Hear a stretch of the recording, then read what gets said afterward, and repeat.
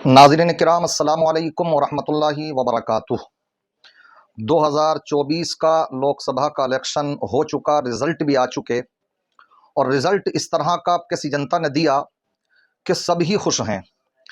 जिनको नंबर दिए सत्ता में आने के वो भी खुश, लेकिन जैसे खुश होना चाहिए तो वो वैसे खुश नहीं है। मगर कहीं ना कहीं यही खुशी है कि तीसरी मर्तबा फिर से हम अपने बहुमत में आ गए और सत्ता पर काबिज हो गए, तो इस माना कर कहीं ना कहीं उन्हें भी खुशी है। वो अलग बात है कि वो खुशी ऐसी है कि उसमें कांटे भी हैं। साथ ही साथ बाकी जो दल थे तो उन्हें भी कहीं ना कहीं खुशियां हासिल हैं। यहाँ तक कि यूपी से जो रिजल्ट आया तो समाजवादी पार्टी का तो मनोबल सातवें आसमान पर है। इसी तरीके से छोटे छोटे कुछ दल हैं, किसी को 2 सीटें मिल गई, किसी को 1 सीट मिल गई, तो 1 सीट वाला भी 2 सीटें वाला भी खुश है। यानी सबको खुशी मिली और इस वक्त की गठबंधन की एनडीए सरकार बनी है। यानी बीजेपी को फुल तरीके से बहुमत हासिल नहीं हो पाया। जो 272 का आंकड़ा है उससे वो पीछे रह गए 240 के करीब। बाकी उनके साथ में जो सहयोगी दल थे उनके साथ मिलाकर के उन्होंने अपनी गठबंधन की सरकार बना ली है। बाकी जो विपक्ष है वो भी बहुत मजबूत है, जो बहुत ज़रूरी है कि विपक्ष मजबूत होना चाहिए। मजबूत है और मुद्दे भी उठाए जा रहे हैं। जो इस वक्त में नेता प्रतिपक्ष के फराइज अंजाम देंगे वो मिस्टर राहुल गांधी साहब देंगे, और साथ ही साथ अखिलेश साहब भी अपने 37 सांसदों के साथ बड़ी मजबूती के साथ अब किसी बार पार्लियामेंट में पहुंचे हैं, तो वो भी मुद्दे उठाएंगे। एक लिस्ट जारी करी थी राहुल गांधी साहब ने अभी 10 दिन पहले, अभी 2-4 दिन पहले, 10-15 दिन का उसमें ब्यौरा था। जब से शपथ ली है मोदी जी ने तो उस वक्त में कितने कांड हो चुके हैं और उस पर खुल करके सब सही से वो बोले। लेकिन राहुल गांधी साहब मुसलमानों के मुद्दे पर खामोश रहे। अखिलेश साहब मुसलमानों के मुद्दे पर अभी भी खामोश है। अभी भी दही जमा हुआ है इन दोनों हजरात के। वोट इनको मुसलमानों का भरपूर चाहिए और मुसलमानों का भी जहन यही बन चुका है कि हमें वोट सिर्फ उसे देना है जो हमें डराने में कामयाब हो जाएगा कि देखो तुमने अगर वोट हमें नहीं दिया तो बीजेपी आ जाएगी। अब सबने खूब दिए वोट, खूब सही से दिए, समाजवादी को भी दिए। और इसी तरीके से अगर हम दूसरे राज्यों में पहुंचे तो दूसरे राज्यों में भी मुसलमानों ने खूब वोट दिया। यहाँ तक कि ममता बनर्जी साहिबा को भी खूब वोट मिला, मुसलमानों का भी खूब वोट मिला है। और उधर नीतीश कुमार को भी मिला है, तो तेजस्वी को भी मिला है, तो चंद्रबाबू नायडू को भी मिला है। यहाँ तक कि महाराष्ट्र में जो शिवसेना है, उद्धव ठाकरे हैं, तो जब से वो थोड़े सॉफ्ट हिंदू हुए हैं और उन्होंने भी मुसलमानों के लिए कुछ मीठी बातें करी हैं, तो मुसलमानों ने उन्हें भी खूब वोट दिया, खूब खुश किया। मुसलमान सबको खुश कर रहे हैं। यूपी में एक चेहरा और निकल करके आया, चंद्रशेखर आज़ाद साहब का। तो वो नगीना से वो लड़े, जो कि मायावती की बड़ी मजबूत सीट थी, वो बड़ा गढ़ था, लेकिन अब कैसे ढा दिया उन्होंने वो। और एक ही सीट के साथ में सातवें आसमान पर उनका भी मनोबल है। और मुसलमानों के ताल्लुक से कुछ मुद्दे उन्होंने भी उठाए हैं, तो मुसलमान उनको काफ़ी हद तक अपना रहनुमा मान चुके हैं। जैसे कि अखिलेश साहब को, तेजस्वी यादव साहब को, ममता बनर्जी साहब को, और इसी तरीके से उद्धव ठाकरे साहब को और चंद्रबाबू नायडू साहब को। यानी गैर मुस्लिम होना चाहिए, बस मीठी बातें कर दे इलेक्शन के टाइम पर, तो मुसलमान अपना रहनुमा उसको मान लेते हैं।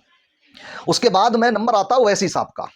ओवैसी साहब बेचारे सिर्फ अपनी ही सीट बचाने में कामयाब रहे हैं। बाकी 3 जगहों से बड़े मजबूत उनके जो उनके कैंडिडेट थे, खास करके एक तो उनके सांसद ही थे अभी, जो पिछले 10-15 साल से थे, और इस बार वो हार चुके हैं, इम्तियाज जलील साहब। लोगों को अफसोस भी है, मुसलमानों को अफसोस भी है। मज़े की बात यह है, अफसोस भी है और हरवाया भी मुसलमानों ने ही है। ऐसे अख्तरुल ईमान साहब हैं जो बिहार से खड़े हुए थे, बड़े मजबूत हैं वो वहाँ पर। मुसलमानों को अफसोस है उनके हारने का और हरवाया भी मुसलमानों ने ही है। ऐसे एक कांग्रेस से खड़े हो गए थे कुंवर दानिश अली साहब अमरोहा से, यूपी में, और मुसलमानों को उनके भी हारने का अफसोस है और हरवाया ही मुसलमानों ने ही है।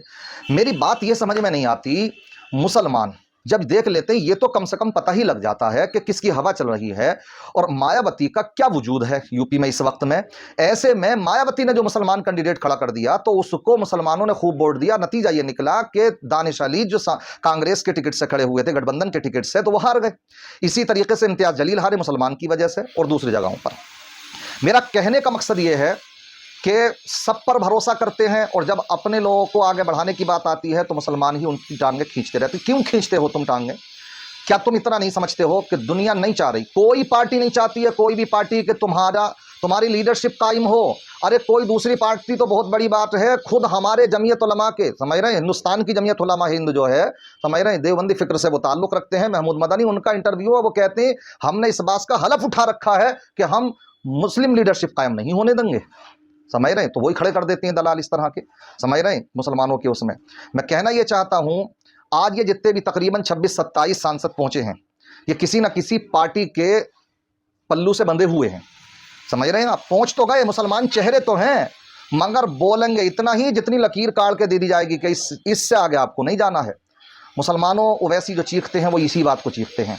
आज वो बंदा तने तनहा बोलता बिल्कुल आज़ाद हो करके, यही वो ताकत होती है बोलने की, जब इंसान अपनी पार्टी हो और अपना वजूद हो, अपना दल हो, तो फिर बल बनता है, और जब बल होता है तो फिर हल मसले का हल भी होता। और जब तक तुम अपना दल नहीं बनाओगे तुम्हें बल नहीं मिलेगा, ताकत नहीं मिलेगी, और जब तक तुम्हारे मसलों का फिर हल भी नहीं होगा। इसलिए 5 साल ऐसे ही गुजर जाएंगे। समझ रहे, मुसलमानों के मुद्दे पर उठने बोलने के लिए कोई तैयार नहीं है, उसको अपना रहनुमा तैयार न मानने के लिए तैयार नहीं होते। अच्छा, एक बड़ी बात और बता दूं, ये कहते हैं ओवैसी को कि वो बीजेपी की बी टीम है, और साहब जो है वो काटने के लिए वोट खड़े हो जाते हैं। मैं कहता हूं, अगर इसी आधार पर आप ये फैसला करते हो ओवैसी का कि वो वोट काट देते हैं, और बहुत सी दूसरी पार्टियां जो जीत सकती थी, जितने वोट इनका कैंडिडेट लेकर के आया, तो 2 दूसरी पार्टियां थीं, तो वो इतने वोटों से जीत सकती थी जो हार गई। इसलिए साबित ये हुआ कि ये बीजेपी टीम है। मैं आपको बात बतलाता चलूं कि अगर ये वाली बात आपकी रहेगी तो आप किसी को भी नहीं छोड़ पाएंगे। कोई भी पार्टी ऐसी नहीं है, सिर्फ उड़ीसा का रिजल्ट उठा करके देख लीजिए, 21 लोकसभा सीटें हैं वहां की, 20 हारी कांग्रेस, और नवीन पटनायक जो थे वहां के वो हारे, और इन्होंने आपस में गठबंधन नहीं करा, अलग ही अलग लड़े ये, और इन्हें ये पता भी लग रहा था पहले से कि वहां बीजेपी आ सकती है, लेकिन गठबंधन कर लेते, नहीं करा, खुद से खड़े हुए। नतीजा क्या हुआ?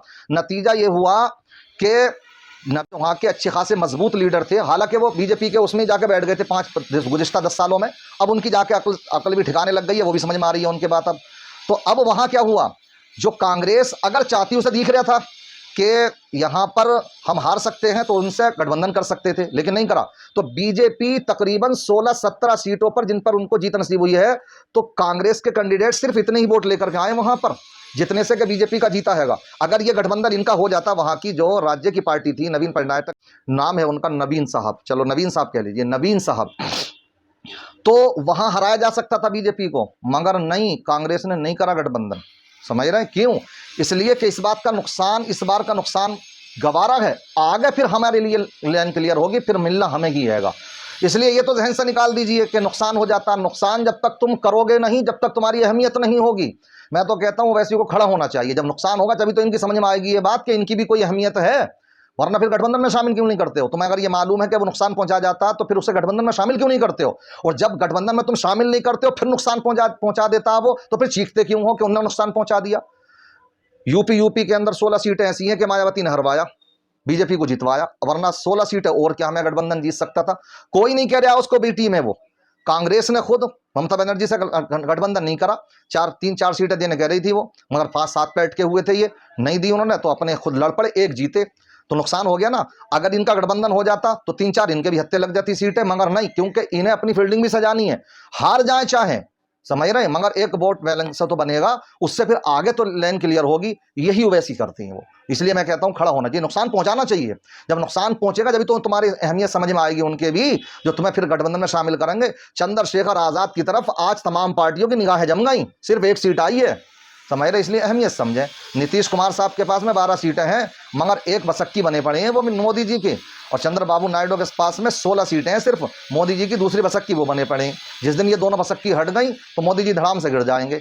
इसलिए हर राज्य में 1-1, 2-2 सीटें तो ऐसी हो सकती हैं जो हम ओवैसी साहब को दे सकते हैं, और बाकी आप गठबंधन को लड़ाइए सेकुलर पार्टियों को, 1-2 सीटें दे दीजिए, इस तरह से उनके भी हाथ मजबूत कीजिए जो आपके खुलूस के साथ आवाज उठा रहे हैं। ये तो कहेंगे बोलते बहुत अच्छा है साहब, बोलते बहुत अच्छा है, मगर वोट नहीं देंगे उनको। इसलिए समझो इन बातों को, बी टीम नहीं है वो, जहां तक मैं समझता हूं, समझ रहे नहीं। बाकी कहने को कोई किसी से कोई भी इत्तेफाक रखे नहीं रखे अलग बात है, वो किसी का मफाद किसी में लगा हुआ हो, हम तो अपने जो हमें कौम का मफाद नजर आ रहा है, तो हमें ये समझ में आती है बात कि मुसलमानों अपनी लीडरशिप कायम कर लो, इसी में तुम्हारी मसाइल का हल है, वरना कोई तुम्हारे लिए बोलने के लिए तैयार नहीं। जिसे तुमने जो है झोली भर भर के वोट दे दिए, आज भी अपने मुंह में आराम से उन्होंने दही जमा लिया, बैठ गए आराम से वो।